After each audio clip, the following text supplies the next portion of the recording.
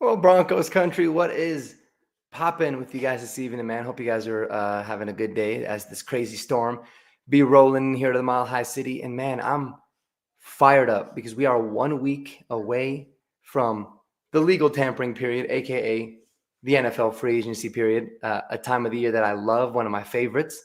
I'd say probably behind the NFL draft. But what's so great about the free agency period is it tells you it sheds a lot of light and it gives a lot of clarity about what teams might do going into the NFL draft. I know now we love our mock drafts, we love to speculate about the different picks, but things can be very different based off of what happens in free agency. And also remember, it ain't just about free agency, right? It's also about trades too that happen during that time period, and a lot of crazy things.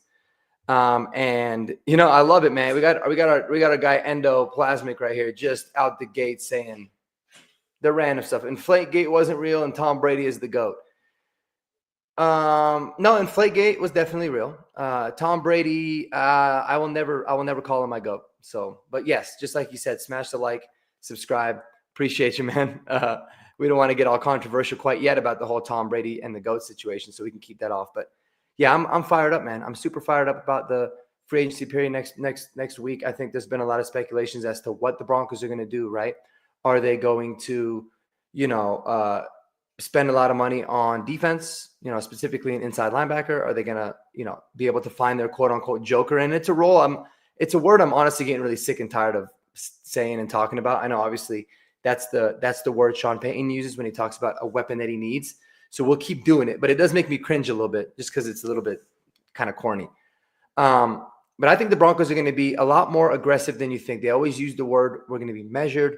We're going to take a measured approach, which I always am a fan of when it comes to free agency. It's never going to create that kind of excitement. It might bum a lot of fans out, including myself. But when you just keep looking at history and you keep remembering, there's excitement in terms of the offseason, and then there's smart ways of doing the offseason. And I'm going to take the smart way of doing the offseason every single time. But as we always talk about, it is imperative that this team gets better, builds around Bo Nix, gives them more weapons, more solid, consistent guys. But most importantly, fill all of the major holes they have on this team so that they can go into to the draft with a best player available. They can just trust their board and do what they feel like is right, rather than feeling desperate or reaching or anything crazy like that. And to Sean Payton, and especially to George Payton's credit, he's done a really good job of doing that. Always filling the needs. And also it's important. You don't want to tip your hand to these other teams, right? You don't want a team behind you knowing there's no way that the Broncos pass on a tight end, right? They need it so badly. So maybe they want to move up ahead of you and take somebody that they're looking for. So filling those holes is going to be huge. So let's take a look at a couple different things here. Firstly, it's going to be my current free agency rankings for the tight ends after really deep diving, watching a lot of really fun stuff about these guys. This is how I have it right now. It used to be Juwan Johnson was my number one, but I've had Mike Gesicki overtake that role. And it's really because of some of the comments that Sean Payton said that, at the combine specifically, that really stood out to me. He said, a lot of the times it's not always about, finding those guys, especially in the draft, that you can bring in and, if they can't block quite yet, it's not a big deal. You can usually teach them to block, but you can't teach them to just get open and be a good receiver. And I think that was really telling, especially for the NFL draft, but for free agency, it is as well, right? Because Mike Gesicki is somebody that is a very, very good receiving tight end. He always has been a big slot guy, pretty much. Crazy athletic. When I went back and started looking at him, not just in terms of what he does on the field, but like his measurables, he's a crazy, crazy good athlete. He really is. Somebody that I think is really impressive overall. And what I like about him most, let me pull up something here real quick too while I do that. But what I like about him the most is that he's got enough experience, obviously, in the NFL. He's only 29 years old, so he's not overly old. Yeah, so you can get him on a 2-3 year deal and get some good production from him. And he's somebody that, when you look at it, he's been, ultra productive throughout his entire career, and the three teams that he's played with. Obviously he was drafted by the Dolphins in the second round, had some, really good seasons after his rookie year. He's a little bit slow. Then he had, 570 yards, 703 yards, 780 yards. He ended up ultimately getting franchise tagged, and he had a 32 catch, 362 yard season. I think he had some injuries and stuff that year, some poor quarterback play with some injuries there. So it wasn't all that good in Miami then. Then he goes to the Patriots. The situation was a mess there. They were just not good. Quarterback play was terrible. He wasn't utilized right. He was asked to block a lot more than he was used to. So I had a little bit of a down year there, and then really bounced back very well against the Bengals. He's not the touchdown machine guy, but he's definitely someone that can stretch the field. You can see he's got a 10.8 yard average in terms of average catches. But the 65 catches and 665 yards would be very welcome here in Denver, as both of those numbers are significantly higher than all of our tight ends combined. So I think that there's a lot there. And, he didn't get a lot of touchdowns, but he was really good in the red zone. But he's really good on third downs and keeping the chains moving for the team. Crazy athletic guy. And when you look at his combine numbers, it's actually wild. I did not realize he was this sort of an athlete. He was the 10th pick in the second round, so he's a top 50 guy. Really highly graded, actually. If you compare him to a lot of the combine guys this year, we'll go ahead and do that in a second. But if you take the same grading scale, it's going to put him right after Colston Loveland and right above Mason Taylor. So he was very, he'd been a top 3 prospect in this particular draft. Athleticism score is crazy. But for somebody at 6'5.5", 247, 34 and an 1/8 inch arms, that is ridiculously long. And that's a really big trait when it comes to tight ends, because, long limbed, it's going to be able to help you really have a great catch radius, big hands. So he's really built more like a lineman. I mean, there's left tackles that arm length they don't even have, and that would be elite there. So super athletic, big dude at 6'5.5" as well. Ran a 4.5, right? Which is pretty damn impressive. In fact, his 4.5 time would have been the fastest in this year's draft on the combine by quite a bit, actually. And even more importantly than the 4.5 speed, the 1.56 split would have been the second fastest, actually, behind Terrence Ferguson and Mitchell Evans. Look at Mitchell Evans in the 10-yard split. So we'll share those in a second. But overall, 41.5 inch vert, 10 foot 9 inch broad jump, 6.76 in the 3-cone drill is very good. Very, very good. I like that drill because it's a good measure of short area quickness. That would have been faster than all the guys and better by quite a bit, if anybody, in this year's draft class as well. So the athleticism is pretty wild. And he had 22 reps on the bench press. He's kind of a beast. And I think he's someone, I was joking about this in a Discord chat that we're in. I think he's someone that was kind of,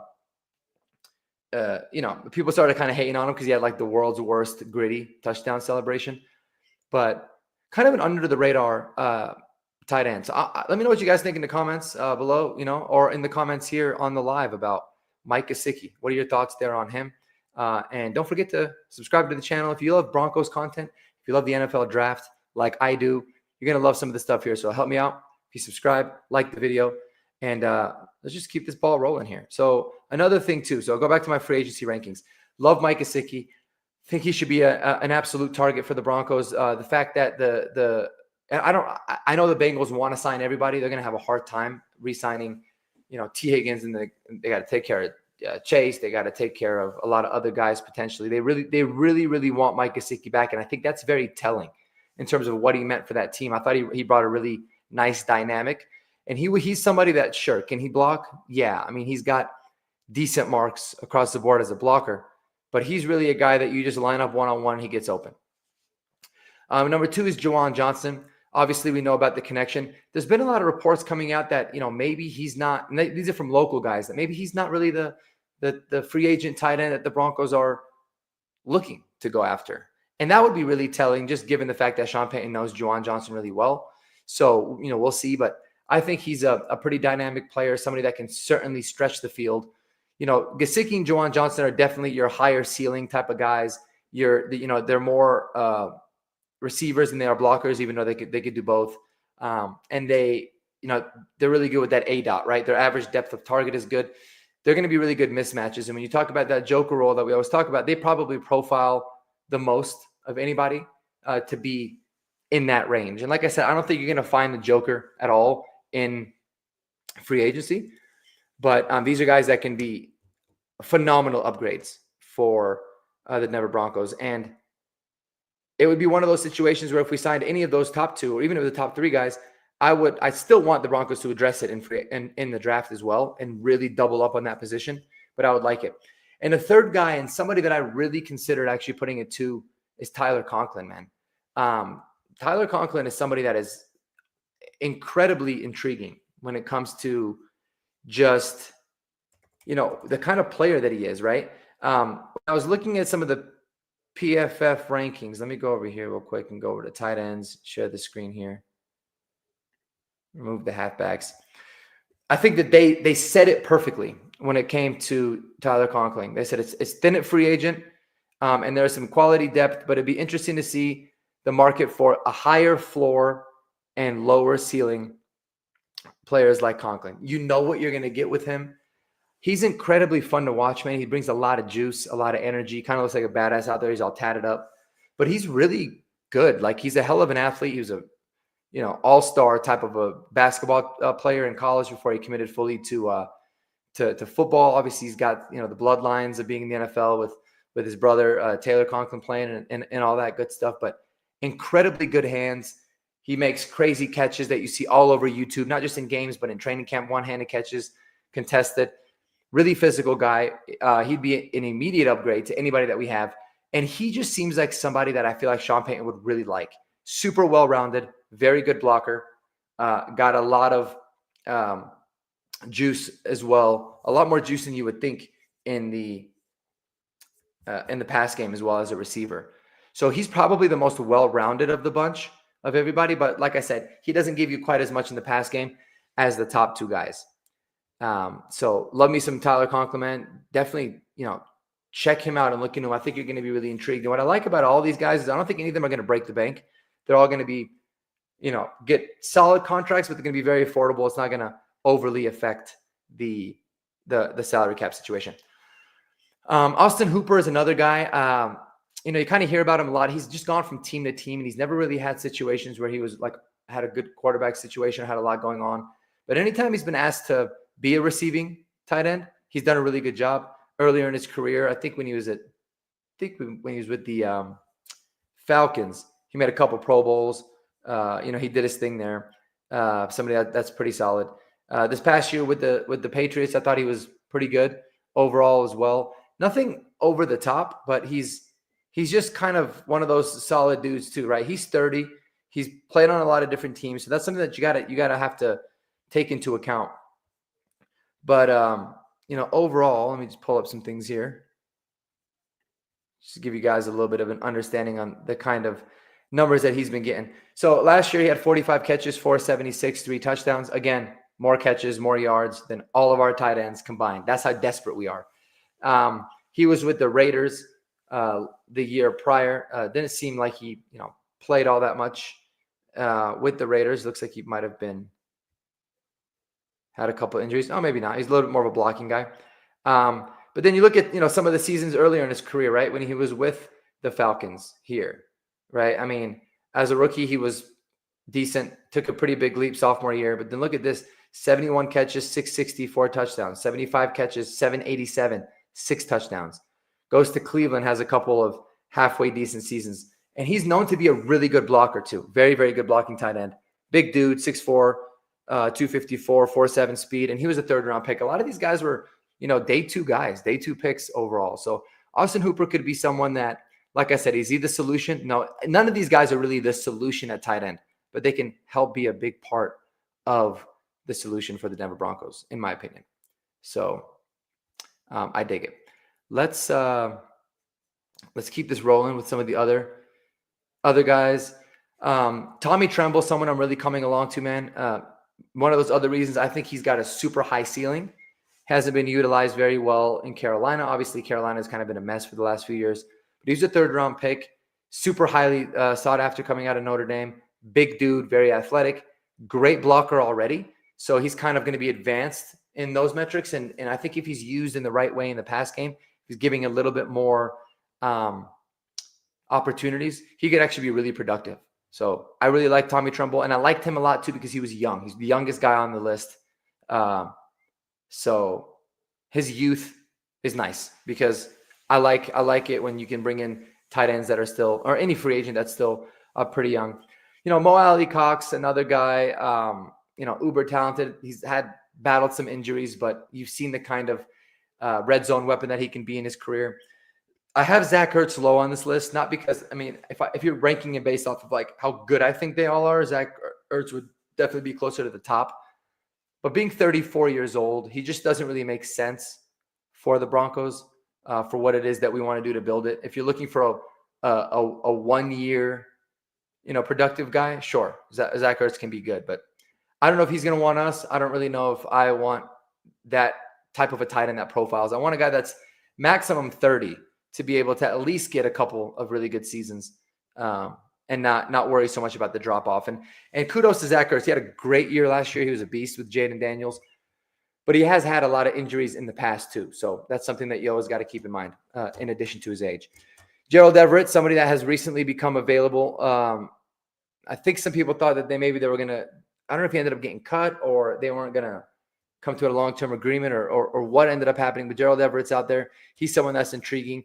And then, Johnny Munt, Kylan Granson, those are guys that I think, they've shown flashes. Kylan Granson's a little bit younger, but still nothing that special. But, I think that if you're going to sign Johnny Munt and Kylan Granson, I would hope that at least you're getting Gesicki or Juwan Johnson because, any of those bottom guys from Everett down to Granson, you sign them, you're still going into the draft with a huge hole at that position. So, but I just wanted to add them there just kind of for reference. So I dig that. And then let's go ahead. I'm going to pull up one more thing about the running backs, and we'll get into that as well. Because this is where I feel like it could get really interesting. You've got a lot of guys that are kind of split when it comes to the overall running back room. And I might not have even done my free agency rankings for my running backs. Did I? No, maybe not. Well, that's kind of embarrassing. Well, I'll look up one more thing and I'll check it out. But the way that I really felt like I wanted to start off with, I have it right here. Sorry, guys. Let me just pull this up.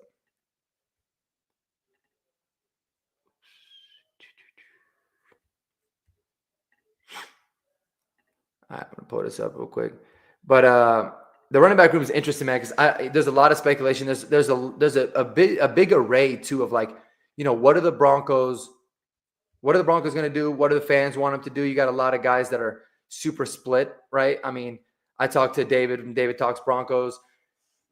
He loves himself some Najee Harris, right? Which I can try to talk myself into, but he's a big Najee Harris guy. I was really big on Rico Dowdle starting this process. You got some guys that came up there and talked about Nick Chubb, right? So there's a lot of that. But when you're looking at some of these, and Paul Schaefer over here, right? Oh, thanks, Paul. Appreciate you, man. Thank you for the like. Thank you for the subscription, man. Appreciate that. He said J.K. Dobbins could be nice. And here's another example, right? Like I'll hear that a lot in the chats. Like some people love J.K. Dobbins. Other people are not really high on him. And I kind of fit into the latter, right? I'm not really high on him, but I can understand it. And that's what makes this a really fun running back class and free agency and also in the draft. And I think the draft is going to have such a big impact overall on there it is.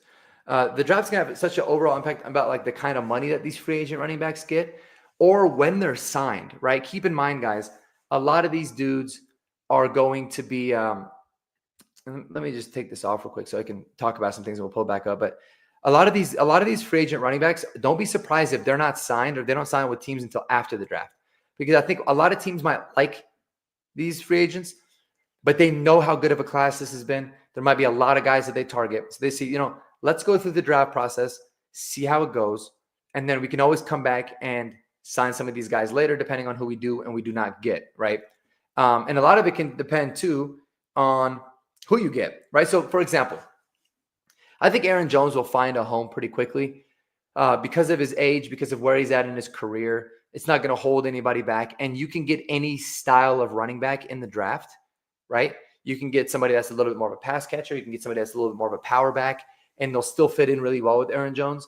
And you're not going to have him on the team for a long time. So he can be a good Band-Aid, like a good, short-term fix, but pair really, really well with a rookie.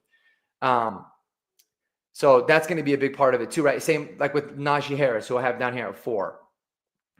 Najee Harris can be a solution for some team. But that team might be looking for a very different, very specific type of running back going into the draft too, right? So there's going to be a lot of that. Those are some things that you have to take into account. Now, what's important about this list here that you're seeing is I do got some guys like Jaylen Warren, Jordan Mason, Chris Rodriguez Jr. They have the asterisks next to them. They're restricted free agents. I wanted to add them because you never know. There's always a chance that maybe these guys become available. If they're not tendered or anything like that. So keep that in mind. So I'm going based off of those things. But like Jaylen Warren would definitely be my number 2 wish list player for the Broncos. And remember, this is specifically for the Broncos. Because he's still young. And man, oh man, can he do it all. He really, really can. In fact, when I watched Trevion Henderson in college, I saw a lot of what Jaylen Warren can do. I think he's more athletic and better than Jaylen Warren. But I love that guy's skill set, man. He can catch the hell out of the ball. I think he fits super well with Sean Payton in this offense. But he can also run between the tackles. And the fact that he's still young, I would actually love to have Jaylen Warren. In fact, if he was available, I might even put him at number 1. But, the cost would be a big thing. Number 3 for me is Rico Dowdle. I've talked about it.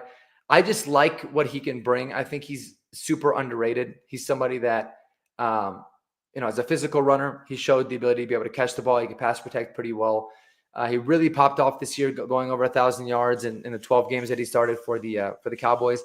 So I dig him, and I don't think he's going to be that expensive. Like I think if you compare the kind of money that he gets compared to what Najee's going to get, I think it's going to be less. But I think he might be a little bit more productive than ultimately what Najee does because he's got a lot less tread on the tires, a little bit younger. I think he's got a little bit more pop and a little more elusiveness than Najee Harris does, which is where I got, which brings me to Najee Harris, the next back here, number 4. And for me, there's a couple of things that go into it. Okay, if I was just ranking like based off of production and talent and like just being a solid running back, Najee Harris is arguably number 1. But I put him down here for the Broncos because I hate the idea of spending a lot of money on free agent running backs. And Najee Harris is going to be the most expensive one. They were talking something in the vicinity or in the ballpark of like $11 million a year or something like that, which is crazy for a running back. It's not money well spent. Would he immediately upgrade the running back room? Yes. But could you allocate those funds elsewhere? Absolutely, yes. So yeah, there's that. Jordan Mason, someone that I think I don't think he will get let go. I think he's going to ultimately get tendered, but he would be interesting. Ty Johnson at 6. We've heard about it a lot. Josh Allen talked about him being the best third down back in the NFL. He's definitely up there. He can fit a really, really good role for this team.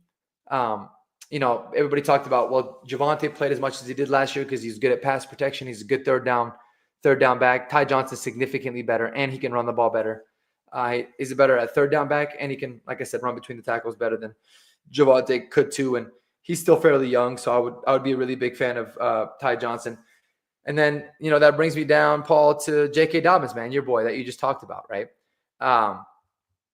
J.K. Dobbins is somebody that we've seen it, man. There's no doubt about it. When he's healthy, he's got ridiculous talent. Ridiculous. Very good, solid player overall. He's got a lot of pop, got a lot of wiggle, but he's got a crazy injury history. In fact, the knee injury that Javonte Williams had, right? So what it was is obviously it was a torn ACL, MCL, PCL, but he also did damage to the back part of the knee, which I think is called the lateral wall or the posterior wall or something like that. It's a very rare injury, and that's what made it so bad and kind of so miraculous that he came back from it. J.K. Dobbins had the exact same injury, and it took him 2 seasons to even get back to playing. And he's had, he's suffered injuries prior to that as well, back to his college days at Ohio State. And, comes up this year with the Chargers, looks really good, gets injured, when he came back, never really looked the same. So that's the thing with JK. You're going to take if you're going to sign him to like a 1-year heavy incentives deal, sure, I'll take it. You get 8 to 10 good games out of him. You've gotten your money's worth. But otherwise, there's just too much to too much to be afraid of with somebody like him. The injury history is pretty rampant there. Which brings me to my next guy, Nick Chubb. Nick Chubb's injury history is crazy. One of my favorite players over the past decade. I love me some Nick Chubb. Broke my heart when I saw him injure his knee again. So much respect for him because he's so damn good. He's such a dog, such a beast, given that he fell in the draft coming out of Georgia in the second round because he had a degenerative knee issue. He had knee arthritis. They said it was something that was never going to get better. He's got all this wear and tear on his body through his first, few years, had all these injuries, still always comes back and finds a way to play well. So kudos to Nick Chubb, man, but just not a fit for Denver for a lot of the reasons. The injury history doesn't give much in the pass game at all. Great leader, great locker room guy, but no thank you here given the situation that we're in. And then A.J. Dillon is just somebody that I think is interesting. Big bruising running back. He's shown that he's got a lot more wiggle than somebody that's 245 pounds should probably have. He's had decent years. He's had bad years. He's really shown that he's a pretty good back in a running back by committee role, but not really as the lead guy. He's coming off a pretty serious neck injury. So that's something to monitor, but he's still pretty young. I think you can get him for really cheap. I wouldn't mind bringing somebody like A.J. Dillon in. Plus, he could play teams. And then Chris Rodriguez Jr., again, restricted free agent. He's just intriguing because I liked him coming out of college. He's still really young. Didn't get much of an opportunity with the Commanders so far in his career. So he's someone that, is kind of interesting. But there's a lot of guys. There's a lot of running backs free agency-wise. And, I'm curious to know what you guys think. Who are some of your favorite dudes? Let me know. But ultimately, man, my pipe dream when it comes to the Broncos free agency period as it relates to the tight ends and the running backs, I would love Mike Gesicki to come here to Denver. I think he'd be a really solid player. I think he'd fit this offense really well. He'd immediately be like, as the roster stands right now, he would come in and be our second leading receiver, in my opinion, on this team. And just because he's also not going to really be leaving the field a lot, he's really good there. I think he'd be solid. And I think you can pair him up with one of these rookie tight ends, and you'll be off and running with a really nice combo. You get someone like Gesicki, then maybe a player, maybe a tight end like a Mason Taylor might make a little bit more sense because Mason Taylor's a little bit more well-rounded. Somebody like a Mitchell Evans later would make a little bit more sense. But like I said, obviously Colson Loveland, Tyler Warren always do too. You go down the route of getting somebody like a Tyler Conklin, which I would really be a fan of the move as well. Then, you can look at Colson Loveland being a priority, right? Oronde Gatson in the middle rounds is somebody that's just a receiving beast at the tight end position overall. Obviously, Tyler Warren just fits the mold for everybody. So I think for me, in the tight end position, I think we'll probably ultimately sign 2 tight ends, but not 2 that were necessarily on the list. I think that we'll get like one camp body, maybe somebody to compete as a blocker, and then one guy that's a bona fide, going to get a lot of playing time, probably the starter immediately. So I like to see Mike Gesicki there, and I would love to see Aaron Jones at the running back position. I just think the more I think about it, the more it makes sense. He's unbelievably well-rounded, great locker room guy, someone Sean Payton would love. He could be a really good mentor for a lot of the young backs that we currently have and a lot of the young backs that we ultimately bring in the draft. He can be super productive for this next season as well. And so if you go into the draft and let's say you love Trevion Henderson, but you miss out on him, or you love Omarion Hampton, you miss out on him, you end up taking him back later. You're not going to be desperate because you feel like, all right, worst case scenario, we can still rely on, Aaron Jones to be able to fill the role and make that a lot better. So I like that, but I would also be a pretty big fan of bringing in, Rico Dowdle as well. I wouldn't mind that, but really with free agent tight end, free agent running backs, I like to bring guys that are on a 1 or 2 year deal, nothing more than that, so that you can move on when you need to. D-Rock, what's going on, my man? How you doing, brother? D-Rock is he should be on the Hall of Fame, man, for Broncos, YouTubers, Denver media channels, man. He's everywhere. I love it. And he said here, I saw this in another comment. I think you commented this on David's video, maybe. You said, let's get Slay at safety. So you're saying we should get Darius Slay and put Darius Slay at safety, I'm assuming. I don't know about all that. Darius Slay would probably be really expensive, to be honest with you. So, and then to make him just play safety, I mean, you think a lot of these guys can just make that transition naturally. He said he wants to play one more year. I don't know where his head's at. I'll stay away from big play Slay. Love the dude, but I think that there's so many better options at safety. I'm going to make an episode probably tomorrow or Wednesday, similar to today's, but flipping it on the defensive side for the free agents. And safety's incredibly deep. Probably the deepest of all the free agency positions, kind of by a long shot. And we'll talk about maybe some receivers, some inside linebackers too. So definitely stay tuned for that. But yeah, man, I appreciate y'all. You guys are all awesome in the comments. Thanks again for tuning in. I hope you guys enjoy the rest of your night, man. Spend time with those people that you love the most. And until the next time, y'all take it easy and peace out.